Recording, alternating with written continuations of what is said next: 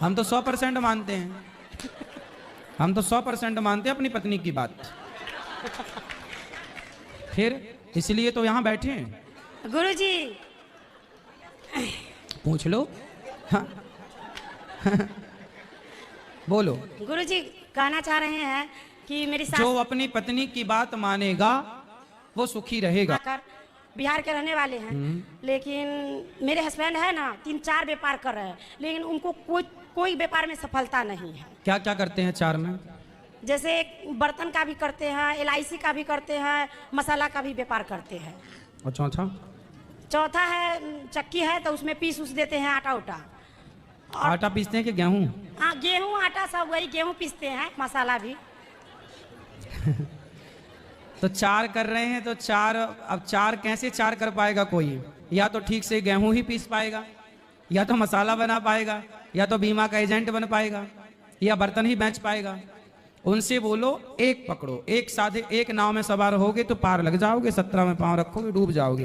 एक को बेहतर बना लो, फिर दूसरे को। क्या है, व्यापार करना नहीं होता जी, व्यापार का एक सिस्टम होता है। व्यापार के लिए चाहिए दिमाग। 4 नहीं आप 10 काम कर सकते हैं, पर क्या काम कराने वाले लोग आपके पास हैं? क्या आपके पास काम कराने की प्लानिंग है? क्या आप बेहतर काम सामने वाले की डिमांड पूरी कर पाएंगे? क्या व्यापार में 17 कर लूं, मतलब उससे नहीं कि मैं कितना कर लूं, मेरे पास टीम कितनी है, मैं कितना कर पाऊंगा, जितना मैं कर पाऊं उतना ही करूं। करने को तो बहुत है, तो सबकी टीम बैठाओ आप। चक्की पीसने वाले वर्कर बैठा दो कि तुम्हारा काम नहीं गुरुजी। तो हम उनको बोलते हैं दुकान उतना खोलते नहीं है, तो हम बोलते हैं बंद कर दीजिए, बस LIC पे ध्यान दीजिए। और चक्की का आटा उटा हम पीस देते हैं, संभाल देते हैं।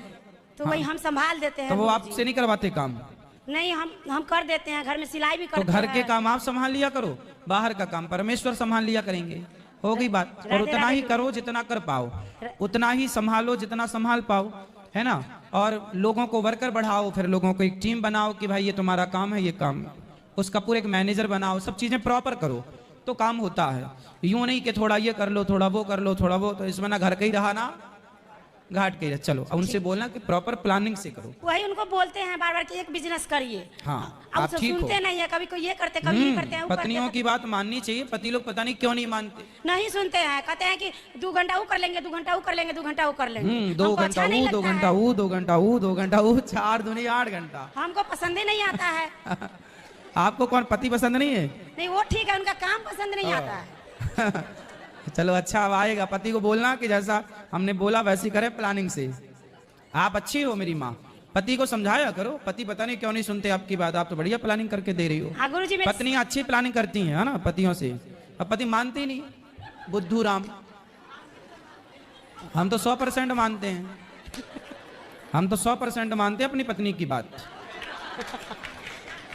फिर इसलिए तो यहाँ बैठे हैं। गुरुजी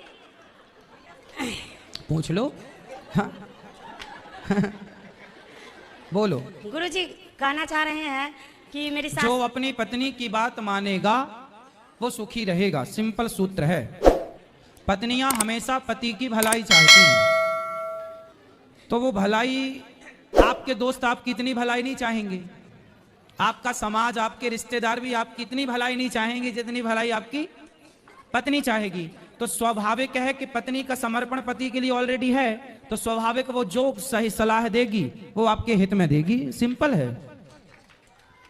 परिवार हो सकता है कि थोड़ी उसकी सलाह में स्वार्थ हो जाए, कुछ तिगड़म हो जाए, पर पत्नी की सलाह तो परफेक्ट है। पत्नी बोले अपने पति से, सुनो जी शराब ना पिया करो, तो ये पत्नी की सलाह पति के लिए कितनी अच्छी है ना। मतलब ये पत्नी ही सोच सकती है, वरना दोस्त को बीच में बैठेगा तो दोस्त कहेंगे यार एक पैक और मार ले, तो दोस्त तो और पैक पिलाएंगे, और वो आपकी पत्नी से लड़ेगा, अरे तुम तो शराब नहीं पीने देती हो, और वो पत्नी को बाल पकड़ के मारता और है, और वो पिटती पिटती बेचारी रोती रोती कहती है आप शराब ना पिया करो। तो दुनिया पत्नियों की सुनते कहाँ। भारत का पुरुष यदि पत्नियों की सुनने लग जाए तो अपने आप घर स्वर्ग बन जाएगा।